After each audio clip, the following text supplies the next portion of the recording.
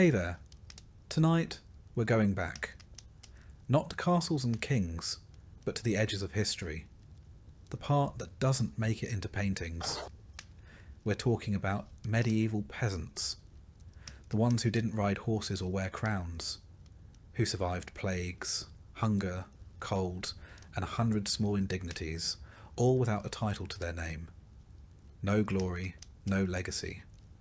Just long days, short nights, and a quiet kind of strength most of us wouldn't last a day in. If this kind of calm, slow history helps you unwind, feel free to like the video and subscribe, but only if it actually brings you peace. And let me know in the comments where you're listening from, and what time it is right now. It's always strangely comforting to see who's out there falling asleep to the same quiet story. So, dim the lights. Turn on a fan if you like that soft background hum. Settle in and let's begin. At the edge of the map. This village doesn't have a name, or if it did, no one remembers it. It sits in a shallow valley somewhere in the vague middle of nowhere.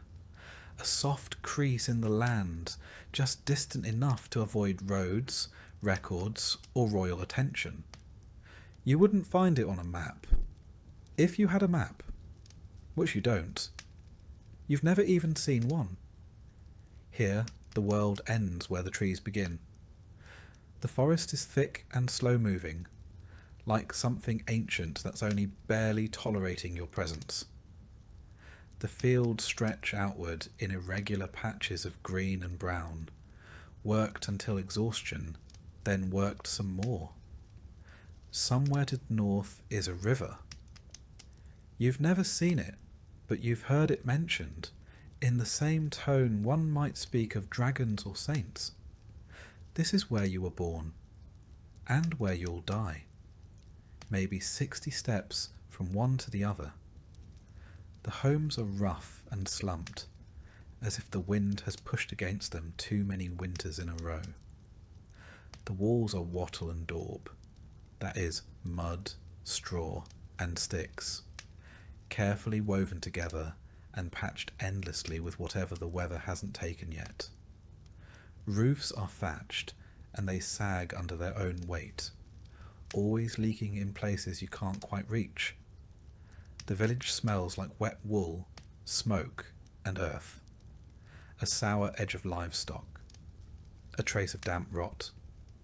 None of it surprises you anymore. It's the smell of living here. The road leading in is not really a road, just a muddy track where ox carts have worn a pair of grooves deep enough to collect rainwater and mosquitoes. No one important has travelled it in years, perhaps ever. Most days pass quietly. A distant bell marks the hours from a chapel in another village, if the wind carries the sound. Otherwise you measure time by the position of the sun, or the depth of the shadows across the field, or the ache that settles into your spine before noon. There are maybe a dozen families here, enough to fill a small gathering on feast days. Everyone knows everyone. Everyone knows everyone's problems, and everyone politely ignores them until it's necessary not to. The village elder, if you can call him that, is a man named Tom, who once spoke to a monk, and now repeats that conversation as proof of his wisdom. No one questions it. Tom's hut hasn't collapsed. His goat seems healthy. That's as close to leadership as anyone requires. Nothing here is precise. There are no written records, no deeds, no land surveys. Boundaries are understood in terms of past the old elm, or where the ground gets soft. If there's a dispute, it's handled with a shrug, a short argument, and sometimes a loaf of bread passed back and forth until no one wants to keep fighting.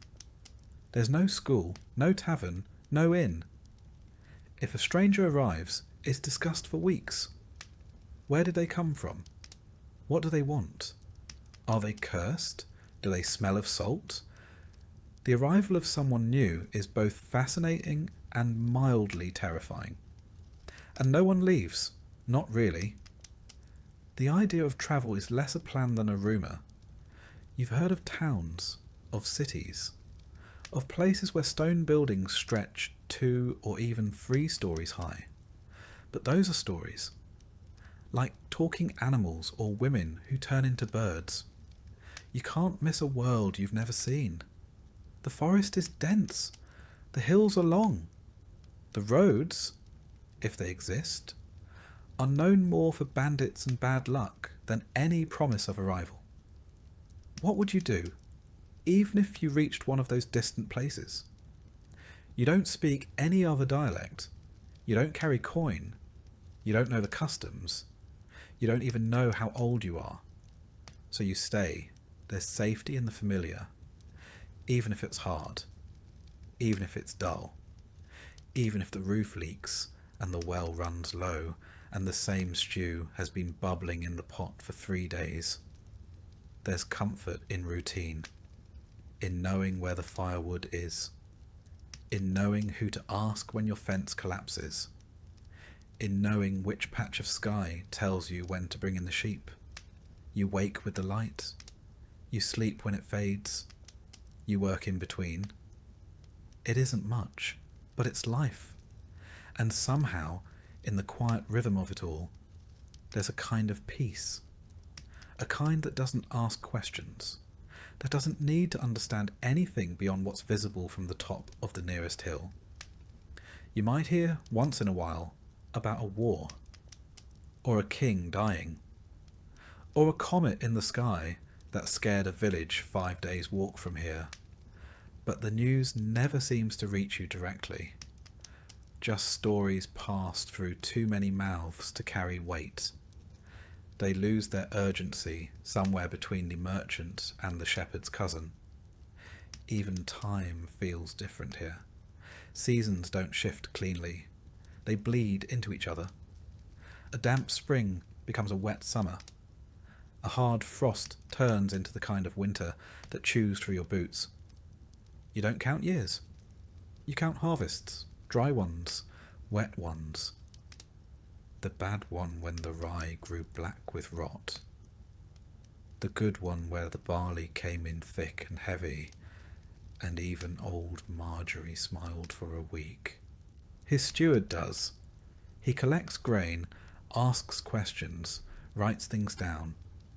You answer carefully, never with too much detail. He doesn't seem to like detail. You've never met the king. You're not entirely sure what he does, but you know his name, and you say it when you pray, just in case it matters.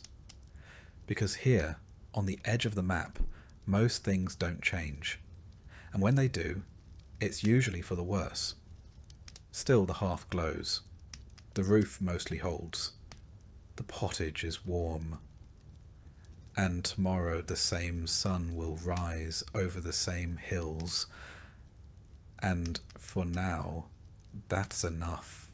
In your lifetime, you'll walk hundreds of miles, but almost all of them will be in circles. Most people in the medieval countryside never travelled more than a few miles from where they were born.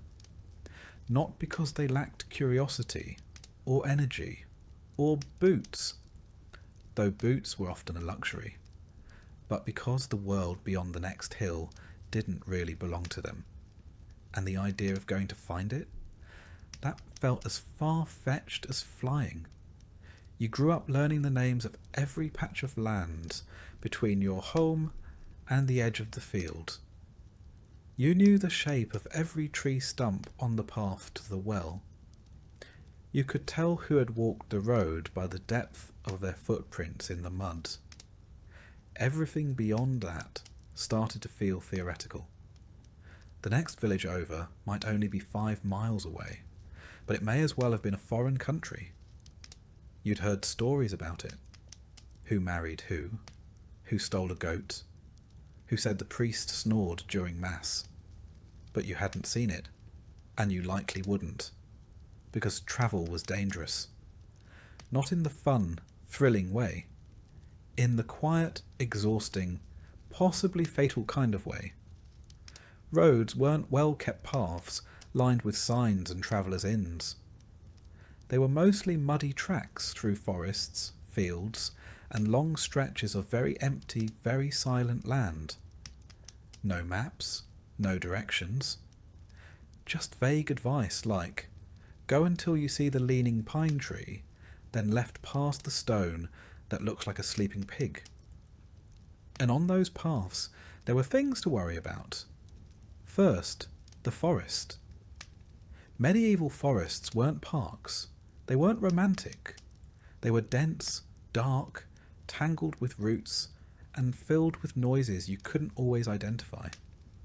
Boars, wolves, people who didn't want to be found.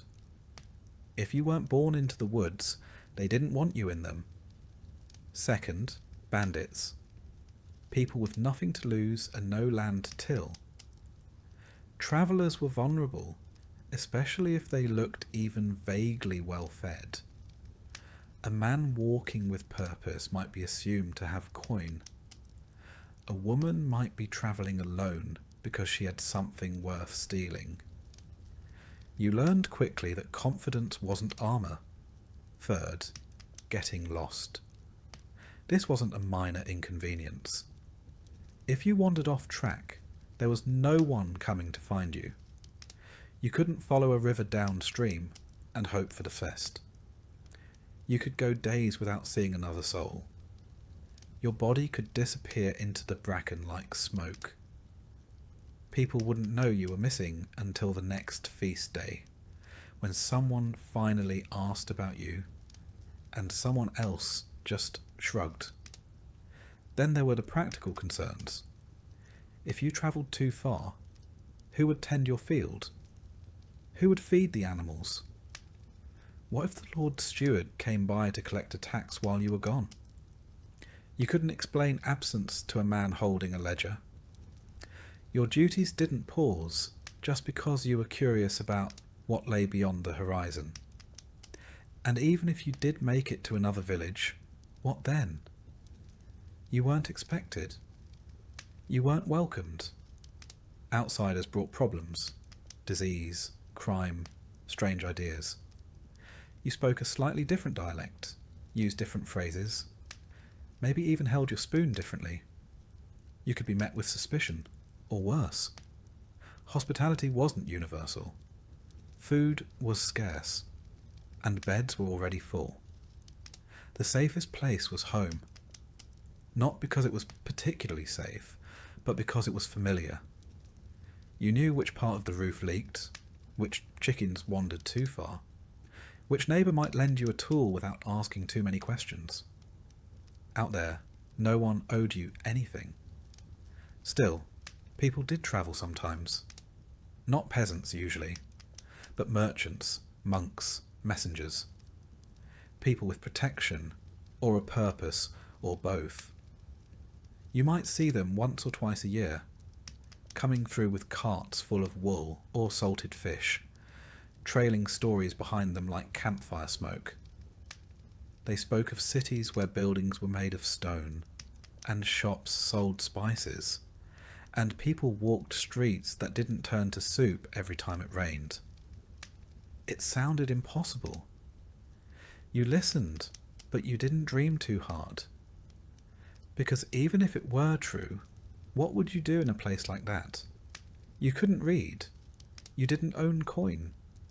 You wouldn't know which customs were expected. The city could swallow you whole, and no one would even know your name. So you stayed. Not because you were afraid, though sometimes you were, but because you had things to tend, a fence to mend, a niece to watch over, a bit of barley to dry, and a dozen other tasks that all needed doing before the sun dipped below the tree line. And because, truthfully, you didn't need the world to be bigger than it was. The village was enough. It had gossip and conflict and weather and sickness and fleeting joys. It had the rhythm of bells and the turning of seasons and the quiet pride of surviving another day. Sometimes you dreamed of seeing what was beyond the woods. But most days, you just hoped the stew wouldn't burn while you fetched water. The village was enough. It had gossip and conflict and weather and sickness and fleeting joys. It had the rhythm of bells and the turning of seasons and the quiet pride of surviving another day. Sometimes you dreamed of seeing what was beyond the woods, but most days you just hoped the stew wouldn't burn while you fetched water. Some people did leave, usually the desperate or the reckless, sometimes the ambitious. A young man might set out in search of work, or adventure, or a cause worth dying for. He might come back with a limp, or a story, or not at all. And when he didn't return, no one said much. Just shook their heads and said, "He went beyond the trees," as if that explained everything. Maybe it did. For those who stayed, life was small, but it was also known. You weren't lonely exactly. You shared your days with family, neighbours, animals, and the land itself. There was comfort in repetition, comfort in the familiar complaints. You didn't need to see a distant city to understand the value of warmth, or taste cinnamon to know the joy of sweet bread, or cross a kingdom to feel love or sorrow or boredom or hope. And as the years wore on, and the aches settled deeper into your joints, and the children grew taller than the fence posts, the idea of travel faded.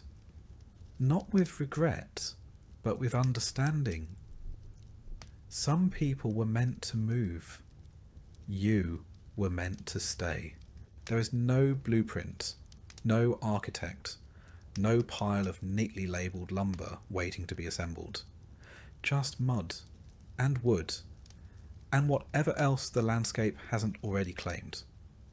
Your home isn't a house, not in the way most people think of one.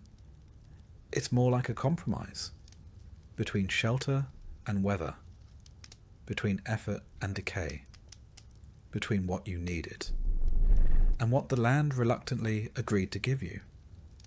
You begin with the frame, rough-hewn timbers from the nearest trees, cut with tools that have passed through more hands than you can count.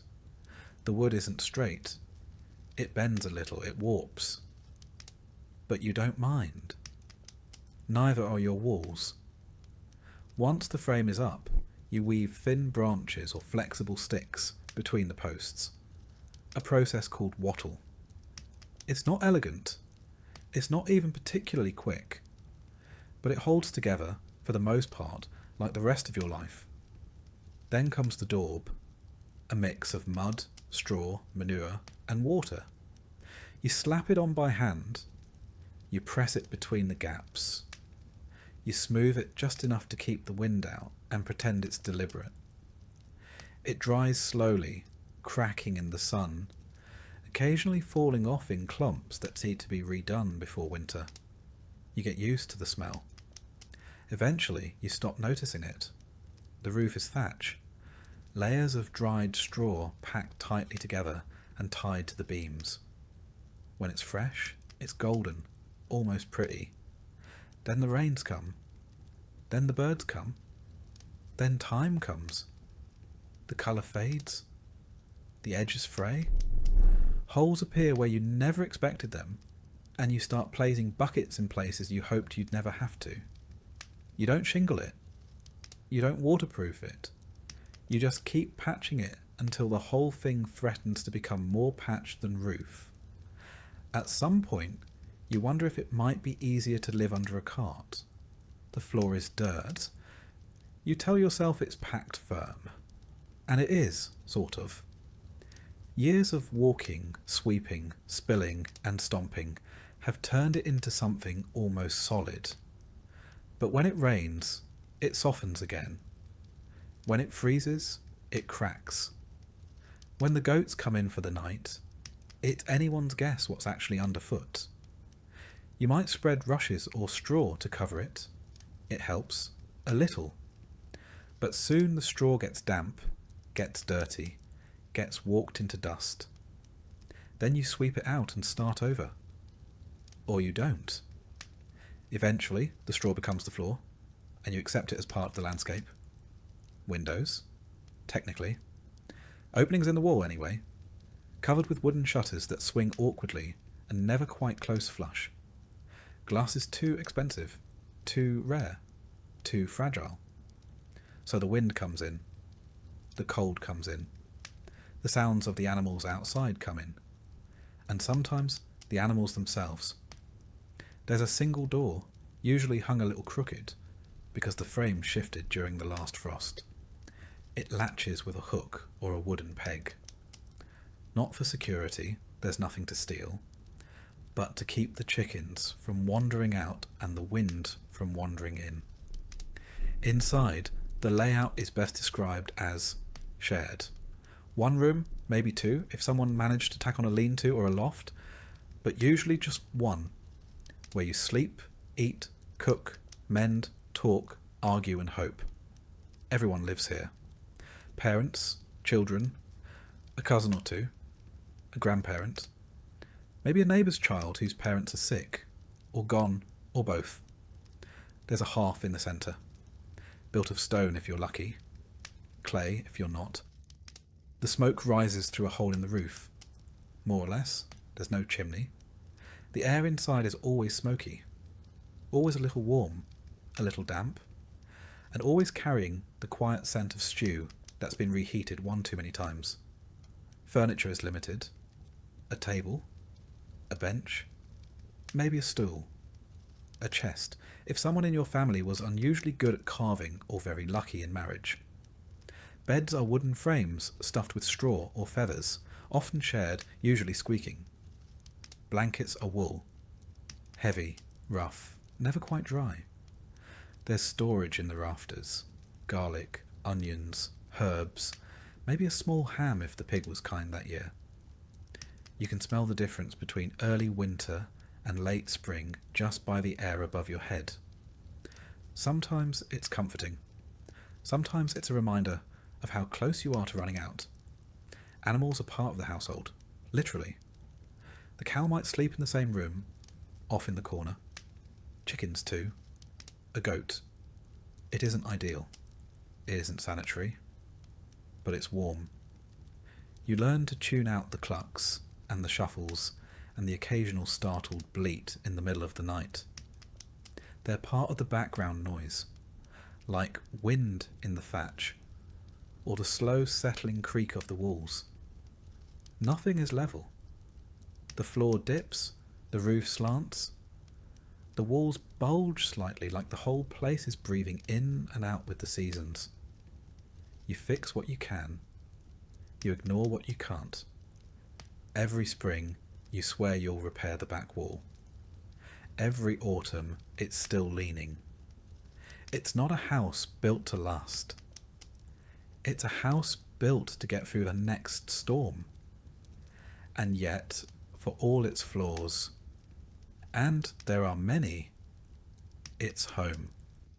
You know where the cold comes in and how to block it with an old sack. You know which roof beam you can hang the pot from, and which one creaks when someone stands too close.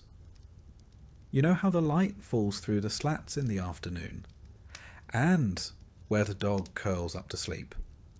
When strangers pass through, they see poverty. You see effort, reuse, resourcefulness. A roof that hasn't yet collapsed is a victory.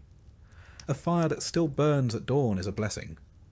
A dry corner is worth more than gold.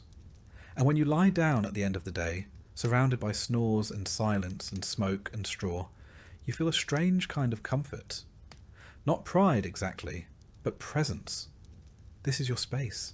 It bends. It leaks. It shifts in the wind.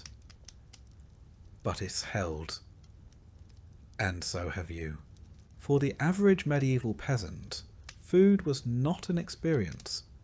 It wasn't colourful or diverse, or even all that warm. It was closer to a daily problem that had to be solved again and again.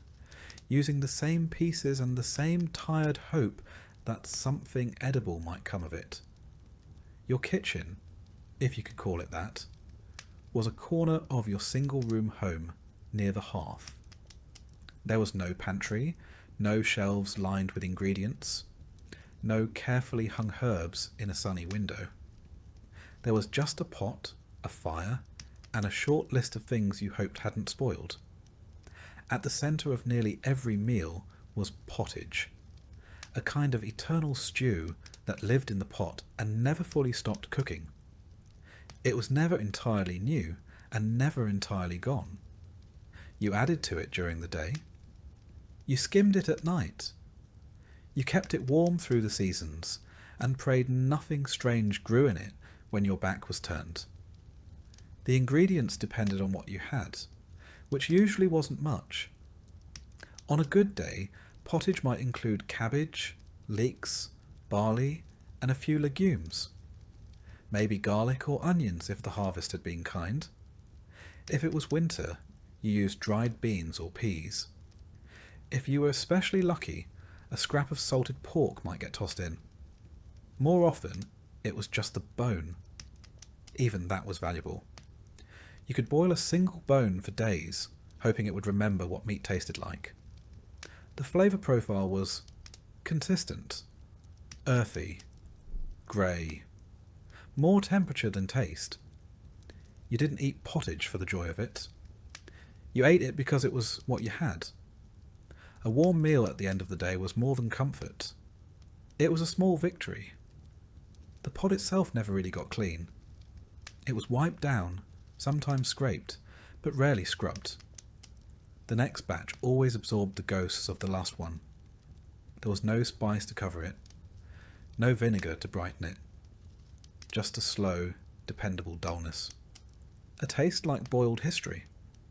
Bread was the other major player, not soft or golden or inviting, but hard, dense and dark. It was usually made from rye, barley or oats. Wheat, the soft white kind, was for the upper classes. Peasants could barely afford to see it, let alone bake with it. The loaves were small and heavy. They didn't rise much. They crumbled quickly. If you left them out for a day, they could probably double as a weapon, but they filled the stomach and gave you something to soak in your stew. Sometimes the bread was made from questionable flours, chaff, ground up peas, or whatever was left at the bottom of the miller's barrel. In hard times, people used bark, not metaphorically. They literally ground up the inner layer of tree bark and mixed it with what little flour they had. The result was famine bread, bitter, dense, and barely digestible. It kept you alive, technically. On days when even flour was scarce, people used trenchers, slices of old bread used as plates. These soaked up stew and were either eaten at the end of the meal or thrown to the animals. Sometimes they were passed down the table to someone of lower status. Bread hierarchy at its finest. Protein was rare, very rare. Chickens laid eggs. Cows gave milk. You didn't eat your livestock unless you had no other choice. When you did, you used every part: meat, fat, organs, bones. The blood was used for puddings. The fat was rendered. The head might become soup. Nothing was wasted. Pork was the most common meat when it was available. Pigs were efficient, and their salted fat flavoured many dishes, often turning something barely edible into something vaguely pleasant. But pigs were slaughtered only when necessary. A whole pig meant weeks of planning, salting, hanging, boiling, and storing. Fishing was an option if you lived near water, but even that came with restrictions. Many rivers and lakes were controlled by lords, and a fishing without permission could earn you a fine or worse. When you did fish, it was for eels, small river fish, or anything that wouldn't immediately rot. Salted herring, if you could get it, was a prize. The church dictated a fair bit of your diet too. On Fridays and during Lent, meat was forbidden, so you pivoted to fish or went without. In more creative times, beaver tails were classified as fish, a theological workaround that few questioned because it meant having something to eat. Milk was common, but also fragile. You had to use it quickly or turn it into cheese or butter. Butter was a luxury in some homes, used sparingly. Cheese was harder, tangier, and often quite dry. If you had a few good rounds stored away, it meant the cow had been generous that year. Dairy, though useful, didn't always agree with people, and refrigeration didn't exist. Sour milk was used anyway. Butter went rancid, cheese moulded. You just cut around the worst bits and hoped your stomach was stronger than the bacteria. Drinks were simple. Water was unreliable, often unsafe to drink, depending on the season and what upstream neighbour had been careless. So, ale was the default. Weak ale, known as small beer, was brewed in homes and drunk by everyone, including children. It had low alcohol, just enough to kill bacteria and dull the edges of thirst. If you had access to apples or pears, you might make cider. Wine was for the clergy and nobility. Mead was rare. Milk was for the young and the sick. Otherwise, it was ale with breakfast, ale with lunch, and ale to help forget that tomorrow would taste exactly like today. Vegetables formed the bulk of your diet. Cabbage, onions, garlic, turnips, leeks. Carrots, though not the orange ones we know now. Medieval carrots were white or purple. Most were grown in small gardens, tended carefully and eaten root to leaf. Nothing was wasted. The tops of turnips might be boiled into greens. The skins were composted or tossed into the fire. Fruit was seasonal. Apples, mostly. Maybe some berries or wild plums. If you dried them, they lasted through winter. Otherwise, they were eaten fast. Preserving was difficult. Sugar was nearly impossible to afford. Honey, if you had bees, was a treasured sweetener. Otherwise, your pottage stayed savoury, in the loosest sense of the word. Herbs were grown when possible. Parsley, sage, dill, mint. They weren't used for flavour so much as medicine or tradition. Some herbs were thought to protect against illness. Others kept pests away. Occasionally, they even made things taste a little better. But that was a happy accident, not the goal. Meals were eaten together, on benches, around the fire. There were no courses, no recipes, just a pot, a hunk of bread, and the hope that there would still be something left tomorrow. You didn't complain. Complaining didn't make the stew thicker. If you had a feast, a wedding, a harvest festival, a saint's day, you might roast a bird or bake a pie. Not the flaky, buttery kind. A medieval pie was more like a sealed box, made of hard dough to hold a meat filling, often heavily spiced if spices were available, which they usually weren't. You might flavour it with pepper, ginger, or cinnamon, if someone had traded well. Most days weren't feast days. Most days were quiet. You scraped your bowl, you soaked your bread, you drank your ale, and you leaned back, full enough to get through the evening, if not exactly satisfied. There was comfort in repetition, in knowing what the pot would taste like, in knowing how much bread was left, in watching the same hands prepare the same meal by the same fire as the wind whispered through the cracks in the wall, and the animals shifted in their sleep. The stew boiled, the bread cooled, and you once again had enough.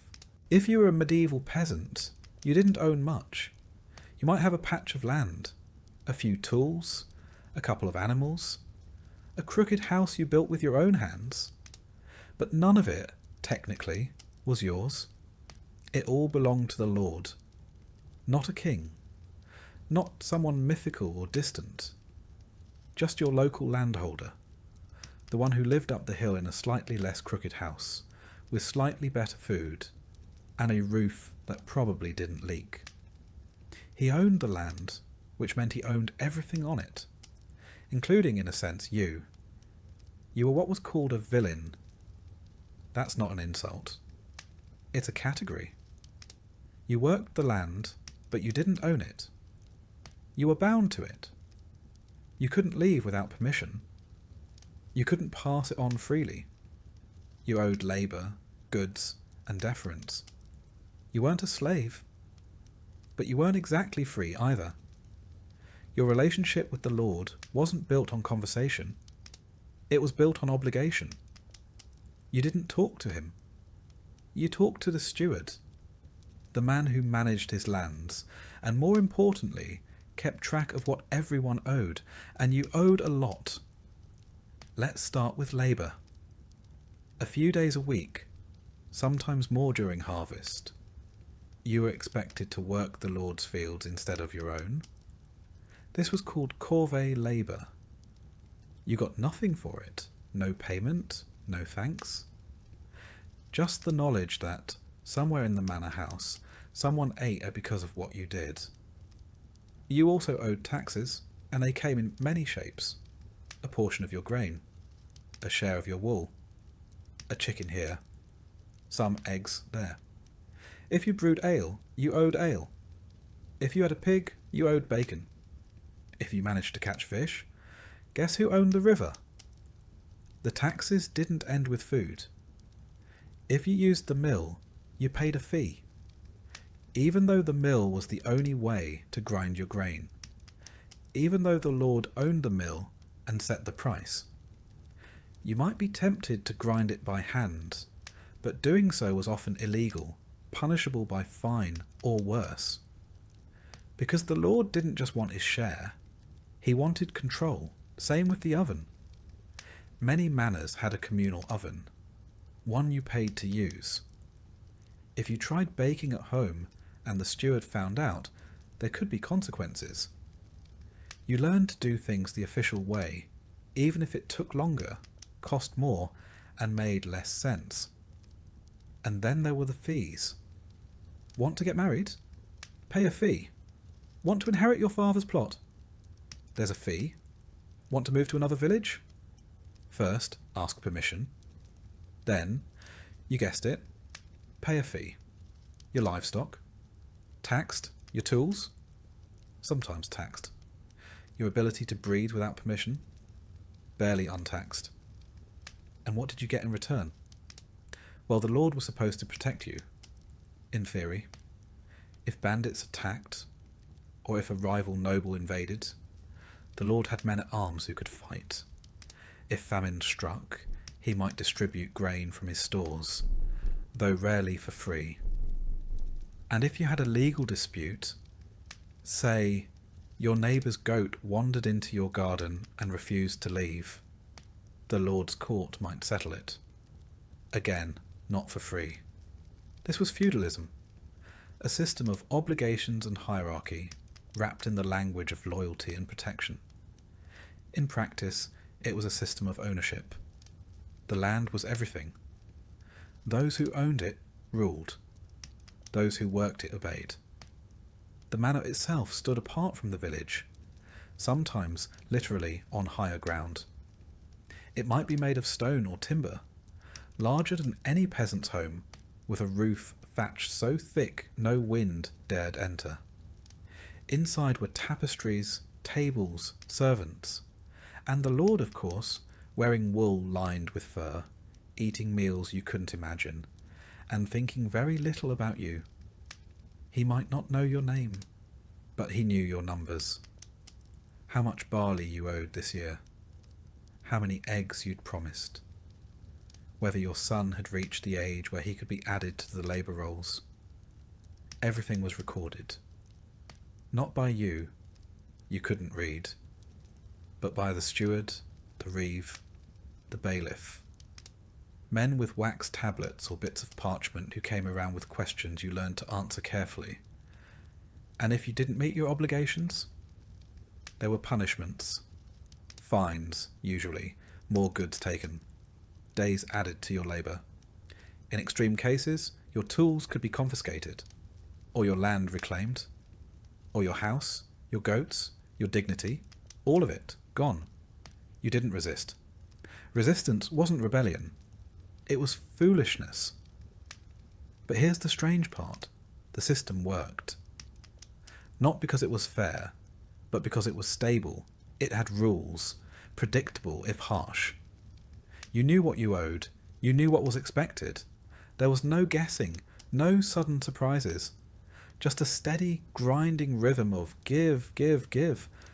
And occasionally, just occasionally, the Lord would give something back. A feast day where food was distributed. A holiday where labour was waived. A kind word, perhaps, spoken from horseback.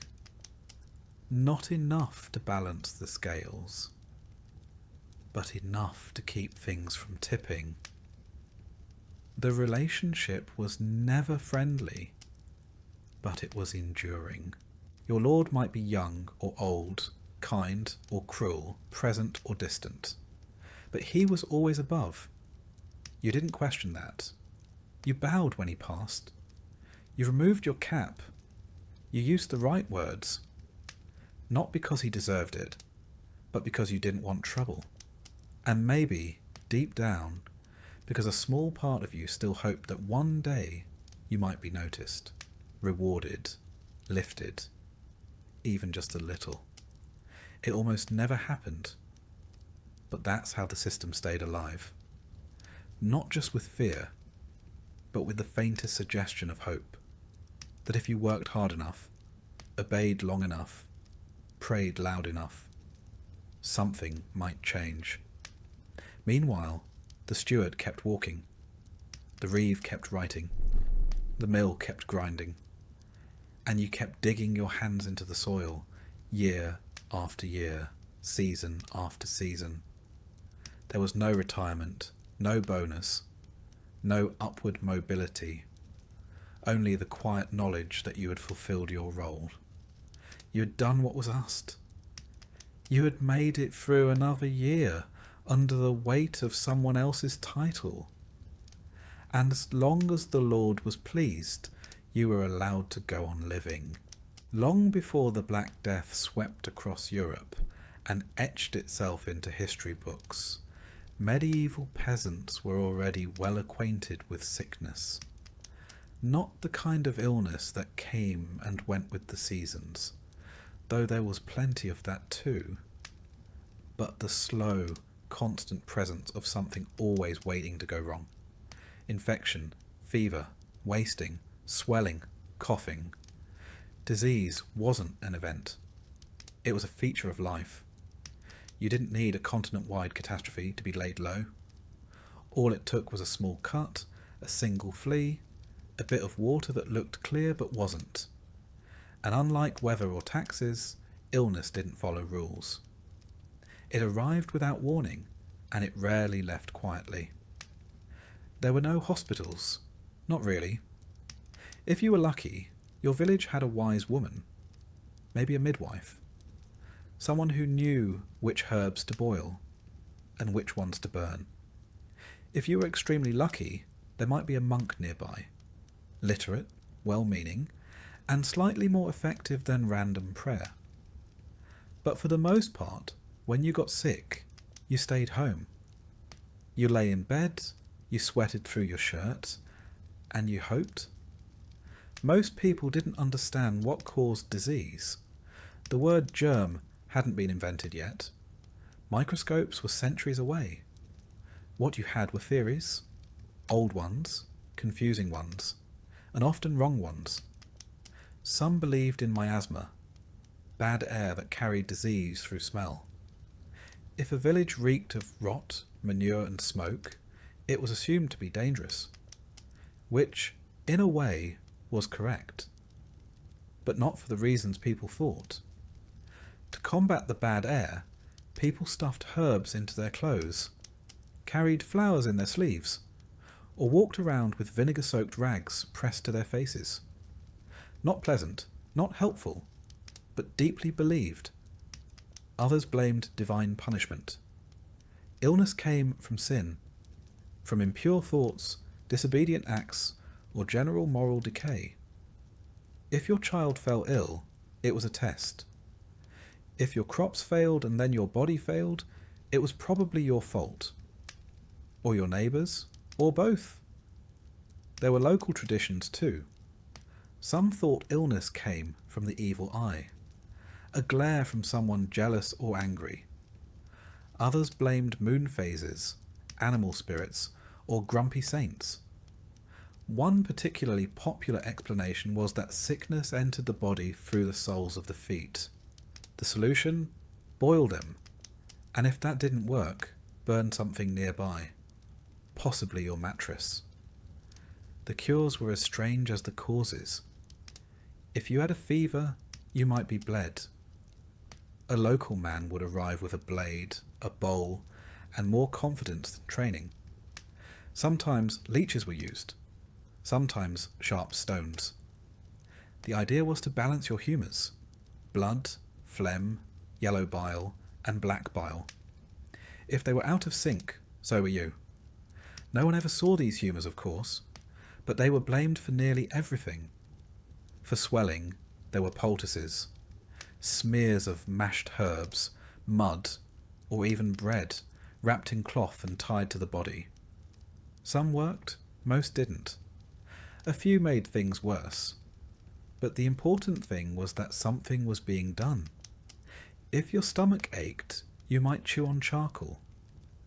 If you coughed blood, you might drink wine mixed with crushed pearls. If your eyes blurred, someone might whisper a prayer while blowing smoke over your head. If your leg turned black, you were probably out of options. And then there were the plague amulets, bits of metal or bone worn around the neck, sometimes inscribed with protective words, sometimes blessed by a priest. Some people buried onions in the corners of their homes. Others hung garlic above the door. One popular remedy was to tie a live chicken to the infected area and hope the illness transferred to the bird. It rarely did, but hope was in short supply, and people clung to whatever they could. Sickness was isolating, but not in the way we think of now. You didn't quarantine, you didn't call for help, you just tried to work until you couldn't. When that moment came, you lay down, and others carried on. Children were fed, animals were fed, you were given broth maybe, and a few murmured prayers. Sometimes illness passed. The fever broke. The swelling went down. You walked again, slowly, with a new limp and a deeper respect for warm soup. Other times it didn't, and your family lit a candle. Plague, in the broader sense, wasn't always the dramatic kind that left bodies in carts. More often, it was a slow infection, skin turning dark, limbs swelling, a cough deep enough to rattle the walls. Smallpox, leprosy, dysentery. Even the flu could sweep through a village and leave half the population in bed. There were no case numbers, no charts, just stories. A traveller from another village said the cough had started there last week, or someone heard that 3 children had died near the river. You paid attention. You started boiling more water. You left herbs under the door. You kept your distance, even if no one said why. Death was not always feared, but it was recognised. People knew when it was near. They knew the signs. Breathing that slowed, skin that cooled, eyes that turned dull.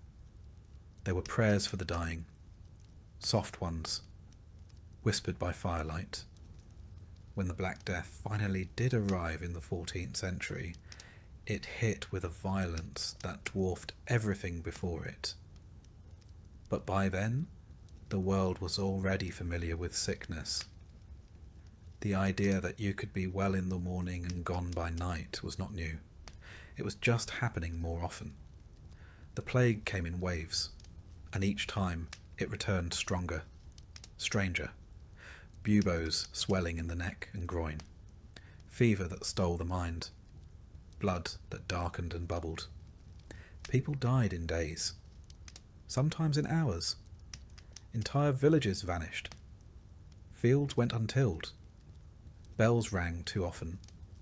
Some peasants tried to flee, but disease travels faster than feet. Others turned to religion, doubling their prayers, whipping their backs, promising to live better if they were spared. A few turned to violence, blaming outsiders, blaming sinners, blaming anyone but the wind. The church offered explanations and comfort and burial. Monks died in droves. Priests vanished.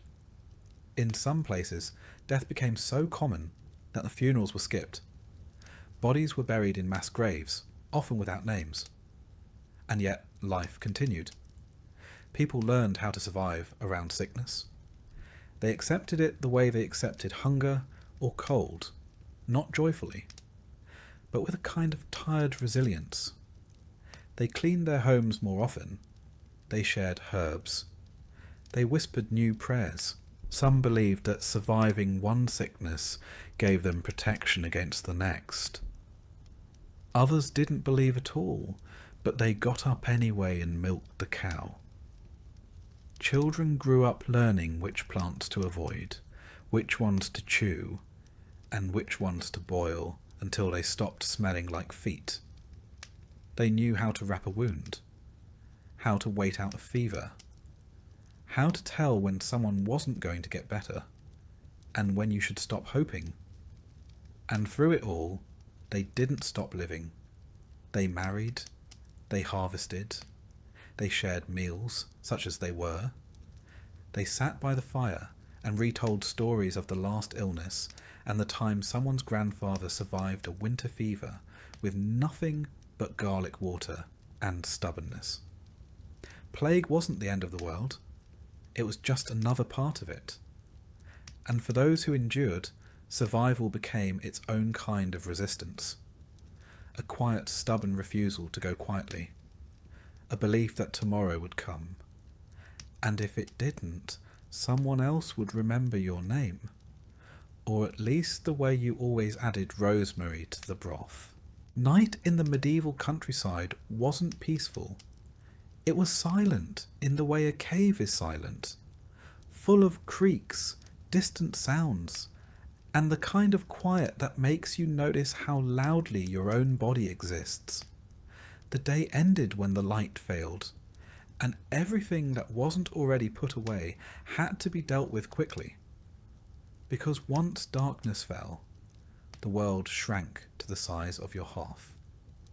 There was no artificial light, no candles burning freely into the night. Wax was too valuable.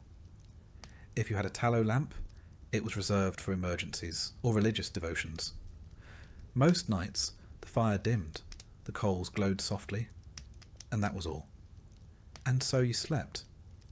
But not in the way we think of sleep. Not in a single, unbroken stretch. Sleep in the Middle Ages came in 2 acts.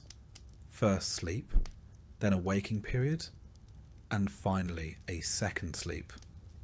This rhythm wasn't accidental.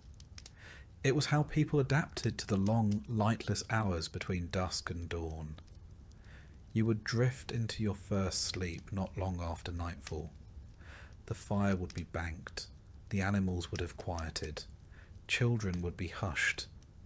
The home, 1 room, maybe 2, would stretch out into stillness.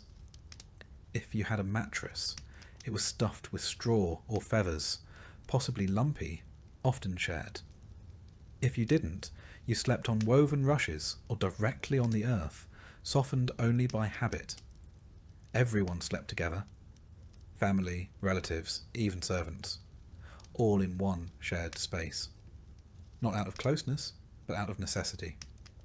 It was the only warm room in the house. On the coldest nights, even animals were brought inside. A goat near the door, a dog curled by the hearth, chickens in a basket. Warmth was more important than boundaries. There was no privacy. The idea of sleeping alone was associated with punishment, not comfort. The rich might afford solitude. Everyone else just made do. You turned to face the wall. You stuffed straw in your ears. You shared blankets. You breathed in each other's breath. And if someone snored, and someone always did, you got used to it. First, sleep lasted a few hours. Then, almost like clockwork, people would wake. It wasn't disturbing. It was expected. During this time, often around midnight, the world was still and quiet. Some people prayed. Others stirred the coals. Some used the chamber pot or stepped outside into the freezing air. Some reflected. Others whispered. It was a time of dreams too, vivid ones. People believed this midnight space opened a thin veil between the living and the dead, between the sacred and the mundane. If you dreamed during this waking interval, you remembered it, and you talked about it the next morning, not in passing, but as something that mattered. Eventually, the second sleep began, deeper, slower. This was the sleep that healed, or tried to. It was when the aches faded slightly, when the day's blisters cooled. If you were lucky, it was uninterrupted. If you weren't, you simply lay still and waited for dawn to give you an excuse to rise. The home didn't go silent at night, not entirely. The fire crackled. Wind whispered through the thatch. A baby might fuss. A cow might shuffle its hooves. Sometimes the night was broken by coughing, the wet, rattling kind that never seemed to end. And everyone noticed, but no one said anything. It was understood. The fear of the dark was real, and not irrational. The night carried real dangers, both imagined and entirely physical. Wolves, for instance. In some regions, their howls came close enough to the village to raise hairs on the back of your neck. They weren't just creatures of legend, they were real, and hungry. Then there were thieves, rogues, strangers, fires that started from a careless coal, roofs that groaned under snow, and less explainable things. Ghosts, spirits, demons, witches. You didn't talk about them openly, but you knew they were out there. To protect the household, you followed rituals.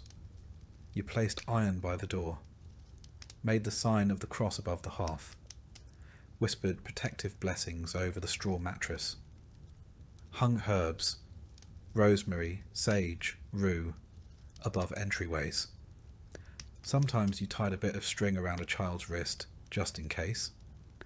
Even with protection, some families believed that sleep left you vulnerable, that the soul wandered while the body rested. So people tucked in carefully, covered mirrors, faced the bed toward the fire, avoided sleeping with their feet pointed toward the door. The cold was its own enemy. It seeped through walls, through thatch, through poorly sealed doors. People didn't sleep under mounds of blankets. They layered wool, fur, cloaks, tunics.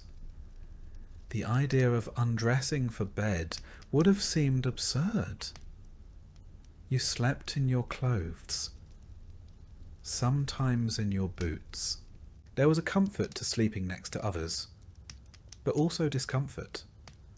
Someone always shifted. Someone always murmured.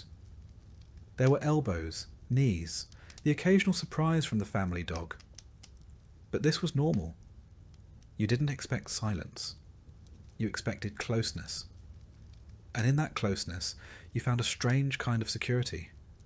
You heard your father breathe, your child twitch, your grandmother mutter a prayer in her sleep. It wasn't peaceful, but it was human. It was shared. When you dreamed, your dreams mattered. A field of wheat might mean prosperity. A snake, illness. A broken tooth could mean death. You learned to interpret these things. Or you found someone who could. The village had dream readers. Not officially, but everyone knew who to ask. The church had its own ideas. It warned that some dreams were from the devil, that sleep was a time when temptation could slip in. You were told to pray before bed, to avoid certain thoughts, to keep your soul ready in case the night was your last. Because it could be. People went to sleep and didn't wake up. Illness could take hold while you rested. A fever could rise. A cough could deepen. And by morning, someone might be gone. Quietly, as if stolen. This uncertainty gave every morning a slightly reverent tone. When the light returned, and the rooster cried out, and the coals were stirred back to life, it meant you'd survived again. You sat up slowly. Every joint reminded you of your age, no matter how young you were. The cold bit your nose. You wiped your face. You looked around and counted bodies. Everyone who stirred was accounted for. Everyone who didn't was checked on. And then, once the living were confirmed, the day began. Water was fetched, bread was prepared, animals were fed. The dream you had, if it was important, was shared. And the memory of the night faded, not erased, just softened, folded into the next stretch of time. In winter, sleep came early and stayed late. In summer, it shortened, but the rhythm remained. First sleep, a waking hour. Second sleep, a world without clocks, but not without routine. And for all its discomfort, there was something grounding in that rhythm. Something honest. You didn't aim for comfort. You aimed for endurance. And if you happened to find rest along the way, a moment of warmth, a particularly quiet night, a dream that didn't leave you afraid, that was a gift. One you didn't question. One you didn't expect again too soon. Some years, you're simply hungry. Other years, you're in a famine. It's not the same. Hunger is manageable. It has rules. You stretch food. You ration. You hope. But famine breaks the rules. It's when the fields fail, the root cellar is bare, and there's no more pretending that next week will be better. It's when food becomes an idea more than a substance. In a medieval village, you often saw it coming. It started in the spring. Too much rain, or none. The barley came up patchy. The beans flowered, then browned. The cabbages cracked open too early. The wheat heads stayed stunted, bowed like they were already mourning something. You noticed. Everyone did. At first no one said it, but the looks were exchanged, the calculations made, quietly, internally. How much is left from last year? How much seed can we keep? How much can we afford to eat? The answers were never good. The hardest part was knowing what to do next. Not in winter, but in summer. Because that's when you had to choose between planting the seeds or grinding them into flour, between saving for a harvest that might never come, or feeding your child one more bowl of something warm. And so the portions began to shrink. The stew got thinner.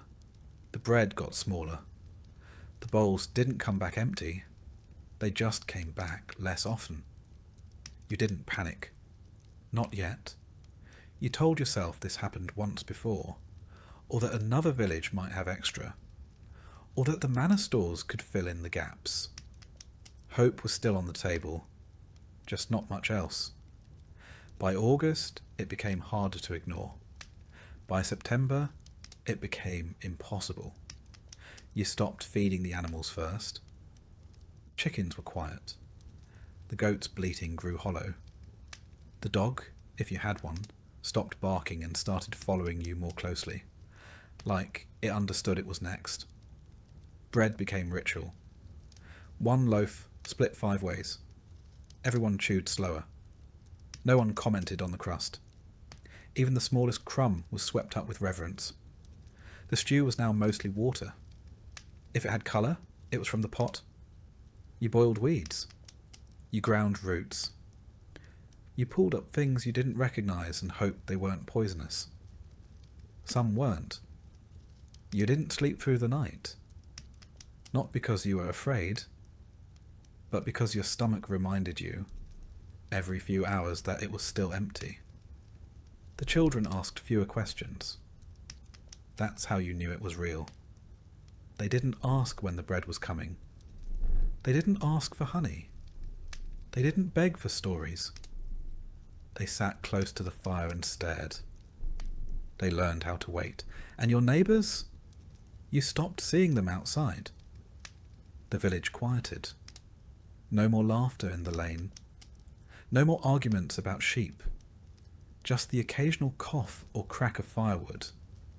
Famine didn't make people cruel. It made them silent. Sometimes someone would bring back a rabbit, or a bird, or a handful of acorns that could be soaked and ground. You chewed them even when they still tasted bitter. You smiled anyway. Not because it tasted good, but because it was something. You tried not to resent the manner. Sometimes they gave grain. Sometimes they didn't. The steward came around less. That was good and bad. Good, because he wasn't there to take anything. Bad, because he wasn't there to help either. His silence said more than words ever could. The church did what it could. Bread after mass. Alms for the poorest. But they too were stretched. You prayed more. Not out of faith, but out of repetition. Words are easy when your hands are too tired to do anything else. Some left the village entirely, packed up and wandered to find work or food or God. Some returned. Some didn't. You never asked what happened. You were too tired. The body changes in famine. You feel your ribs first, not from the outside, but from within, like they're too close to your skin. You stand up slower. You bruise easier. You wake up with your hands clenched, like they're still gripping tools you can't afford to use anymore. And the cold hurts more. The fire is your best friend. You spend more time tending it than you ever did cooking on it. You sit close. You sleep facing it. You feed it even as your belly goes empty.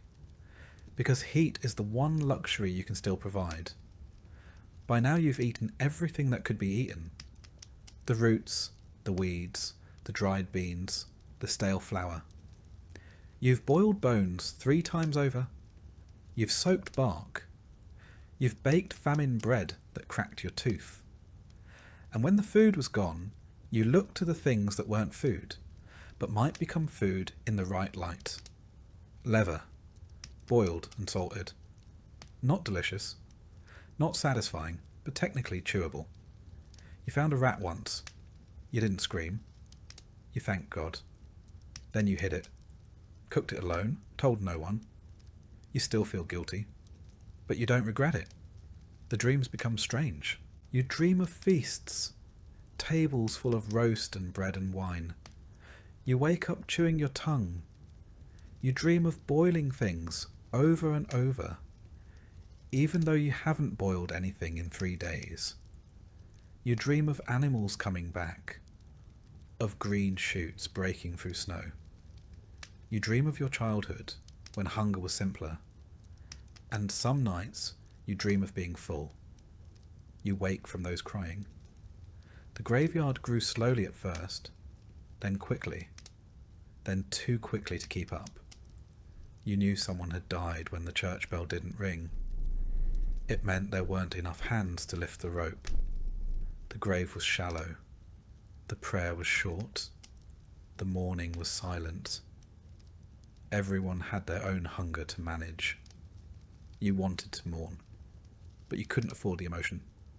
You held it back, like everything else.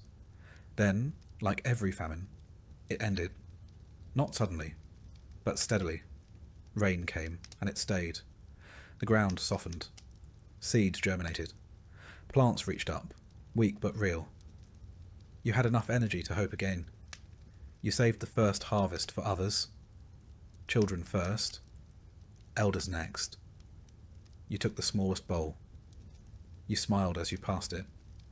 And when the first good loaf came out of the oven, cracked on top, dark on the bottom, you stared at it before you ate.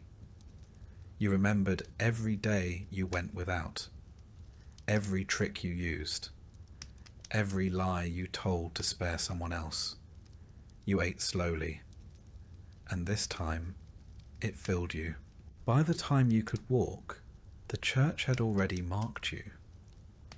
It had taken your name at baptism, blessed your breath with Latin you'd never understand, and stitched your soul into a system that extended far beyond your village.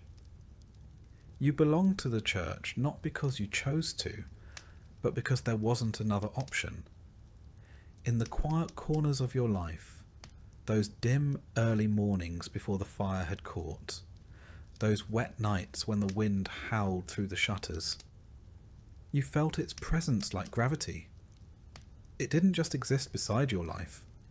It organised it, judged it, taxed it, forgave it, and defined what came after it. The church wasn't a place you visited. It was the air around you, the road beneath your feet, the rhythm of your year. It was the voice that murmured over your grave, and the one that whispered about it decades before you got there. The village priest, often the only person who could read, was not just your confessor. He was also your calendar, your counsellor, and the nearest thing to an oracle you had. He held the mysteries of the sky and the stories of the saints, and knew why a pig might die or a storm might come. He walked through the village like a man carrying both blessing and threat in his robes. You brought your sins to him in whispers, hoping he wouldn't look disappointed. You tried not to think about what he knew. You saw him at birth, marriage, and death, three of the only guaranteed ceremonies of a peasant's life. And in between, he spoke for a God you feared more than you loved, because love, you were told, required obedience. Latin was the language of the Mass, and it might as well have been a spell. You stood in the church beside your family, feet numb from cold, listening to words that never belonged to you. You didn't know what the priest said as he lifted the bread, but you believed, or tried to, that something invisible had happened. That the bread wasn't bread, that the wine wasn't wine, that the murmuring of words and gestures could move the divine. You didn't speak the words, but they moved through you anyway. You mouthed along where you could. You crossed yourself when the others did. You learned the rhythm of holiness like someone learns the path to a well, without understanding every step, only that you needed it. The church told you when to fast and when to feast. It carved the year into sacred pieces. Lent, Advent, Epiphany, All Saints. You didn't say March or April. You said after Easter or near St. Michael's. It told you what you could eat, when you could eat it, and how guilty you should feel about enjoying it. 40 days without meat before Easter, followed by a feast so rich it made you dizzy. Friday fish, even if you lived nowhere near water. Almond milk for the wealthy. Turnips and cold broth for everyone else. On saint days, you shared what you could. On fast days, you imagined what you couldn't. But even when your bowl was empty, your plate was full of rules. Your calendar wasn't just for prayer. It was also for payment. The church collected 1/10 of your yield, no matter the season. Grain, eggs, wool, chickens, cider. If it came from your field or your body, it had a price. You gave because it was God's portion. That's what you were told. But God didn't collect it. The priest did. Or the steward, with his ledgers and his silent nods. You watched your best barley carted off to the tithe barn, which was always bigger than your home. You saw your neighbours hand over their last sack of oats while the priest prayed for mercy they'd just paid for. And when the harvest failed, when the rains came too late or the frost too early, the demand didn't change. You owed what you owed. Sometimes they let you pay in candles or labour. Sometimes they didn't. Sometimes the debt grew so heavy it bent your back even when you stood upright.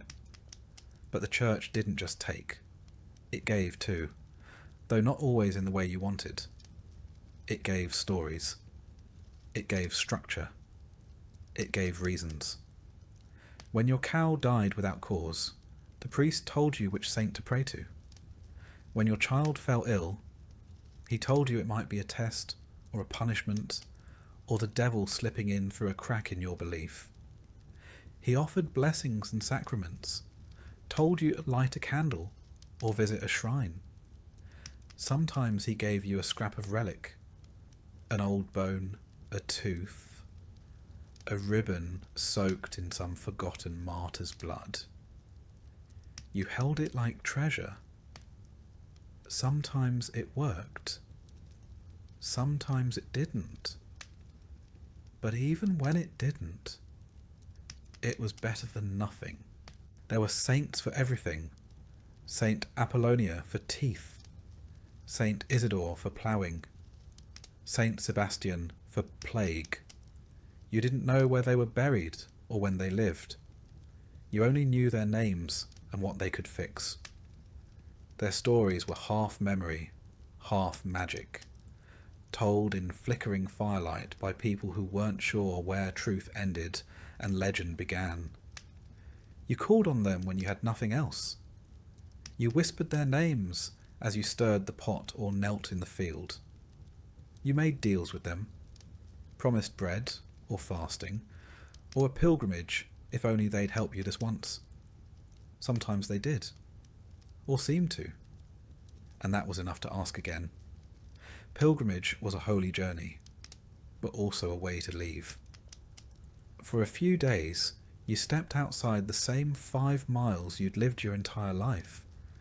You walked roads you didn't know, toward shrines you'd only heard of. You carried your prayers with you, strapped to your back, clutched in your hands. You slept under hedges or in the corners of barns. You arrived footsore and raw, stood before a bone or a statue, and hoped something would shift inside you. Sometimes it did. You returned not healed, but changed, or at least tired enough to believe you had been. Even death was a ritual choreographed by the church. When you felt it near, you sent for the priest. He came with oil and words. He touched your forehead, prayed over your body, tried to ease your soul into what came next. Your family gathered. The candles were lit. The bell might ring if someone had the strength. You were buried on sacred ground, beside others who had walked the same path. And then came the masses. Your family lit more candles, paid for prayers, hoped the priest remembered your name in his chants. Because even in death, there were debts. The church taught that your soul might not go straight to heaven. It might linger in purgatory, a shadowed hallway between suffering and salvation. You could wait there for years, or centuries, or longer, unless someone helped, unless someone prayed, paid, lit enough candles, said your name often enough to pull you through. And so your family paid what they could. The poor gave bread, the rich gave land, all to shorten a stay in a place no one had seen, but everyone feared. Because fear too was part of the church's gift. The church explained the world when no one else could. It told you why the rains failed, why your child didn't wake, why illness took the young and spared the cruel. It told you that suffering had purpose, that obedience had reward. It gave you structure in the middle of chaos, and that structure, even when it burdened you, gave you peace. Not comfort, always, but peace. You never questioned the church's power. Not seriously, not out loud. You might grumble about the tithe or curse when the priest looked the other way, but you never stopped showing up. You didn't stop kneeling. You didn't stop crossing yourself when the bell rang. Because if the church wasn't right, then the world had no shape at all. And a world with no shape was a terrifying thing. Even when the priest drank too much, even when the bishop demanded too many taxes, even when the indulgent seller passed through town with a cart full of promises and a purse full of coins, you still believed, or you acted like you did, which, in the end, was mostly the same, because belief was less about what you thought than what you did. You didn't understand the Latin, but you understood the structure.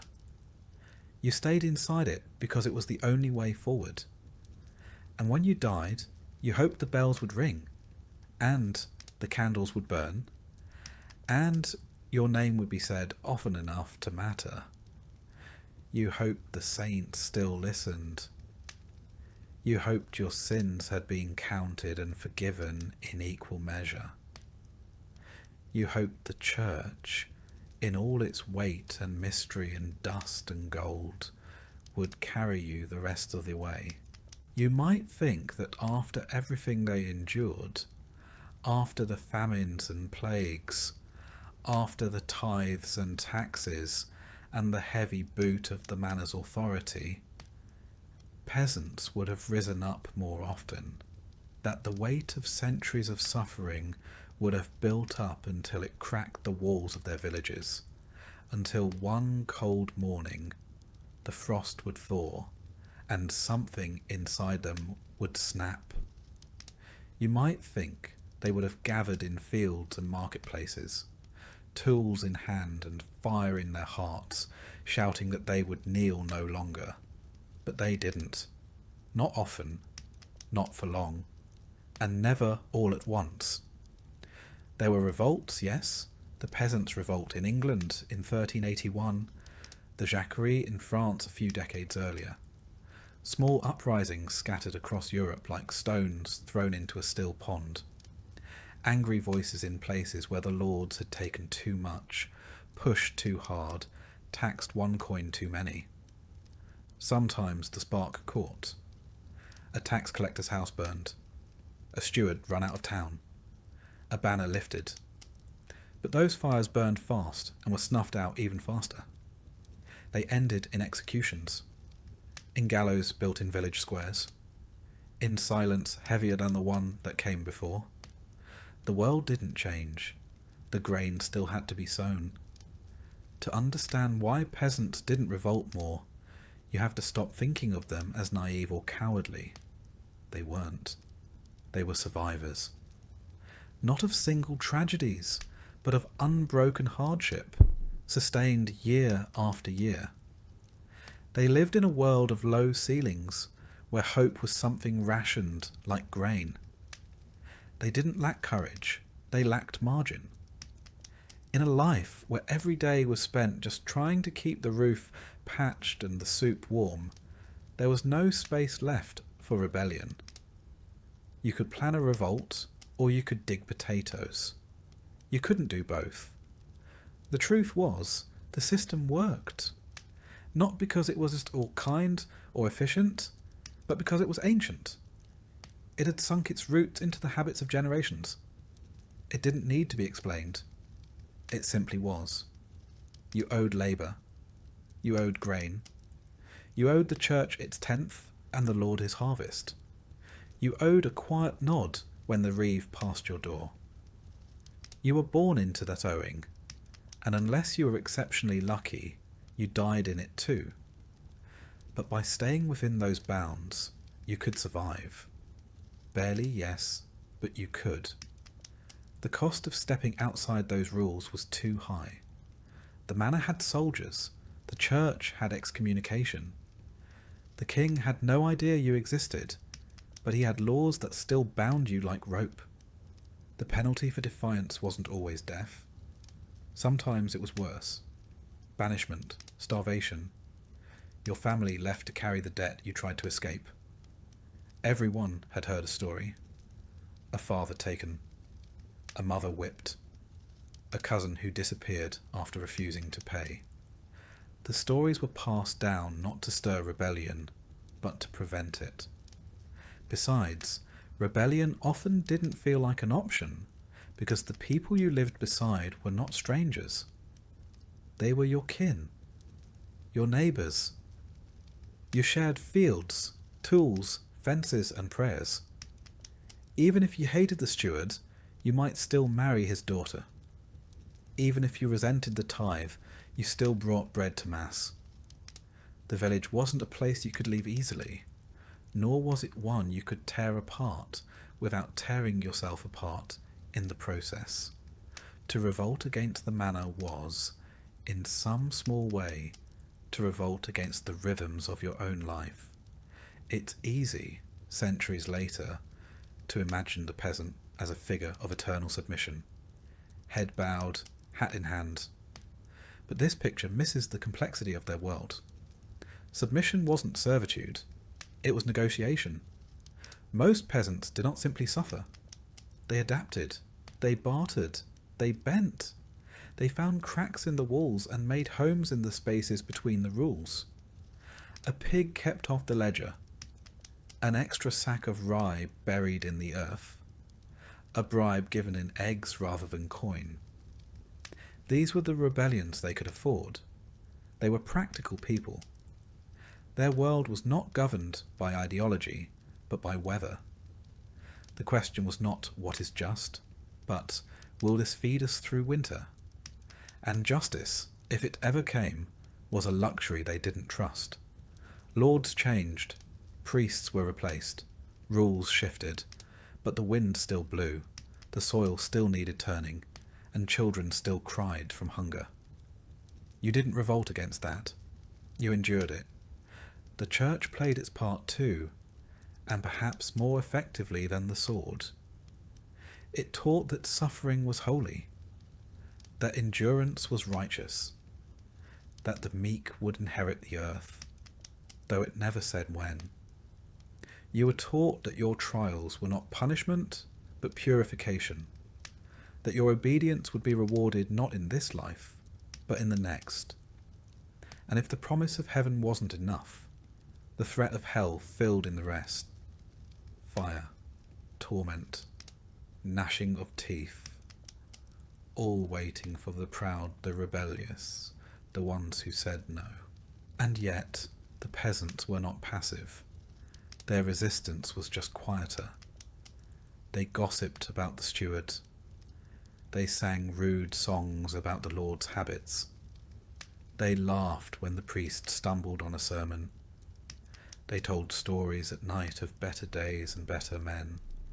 They found dignity in the smallest acts, a shared crust, a well-timed silence, a field tended just a little differently than the rule book said. Their rebellion was in the way they survived, despite it all. Not because they accepted the system, but because they made it bend just enough to let them breathe. Sometimes, of course, things changed. A lord died and his son was kinder. A new bishop forgave debts. A terrible storm reminded the powerful that even they were mortal. But those changes came from above. The peasant's job was to wait, to endure, to hand down what little they had, and to teach their children to be quiet when they had to be, and brave when they could be. And there were dreams. Of course there were. You might not have called it revolution, but you thought about a different life. You dreamed of a day when your child wouldn't have to carry the same burdens, when no one would knock on your door with a list of dues, when your back wouldn't ache before 30, when you could sleep without worrying about wolves or soldiers or winter. Those dreams kept you going, but they lived beside reality. You didn't expect them to come true. You just needed them to stay alive. What's perhaps most astonishing is not that peasants revolted so rarely, but that they managed to keep their culture, their faith, their families intact despite the weight of the system pressing down on them. They kept songs alive that no one wrote down. They passed stories from one hearth to the next. They remembered which plants healed and which ones didn't. They taught one another how to pray, how to birth children, how to bury the dead. They created a continuity that outlasted kings and crusades. And they did it not with banners or battles, but with persistence. Persistence was their rebellion. When the manna demanded too much, they survived anyway. When the church taxed their sins, they still lit candles. When the world turned against them, they huddled close and waited for spring. The fields may have belonged to someone else, but the soil still remembered their hands.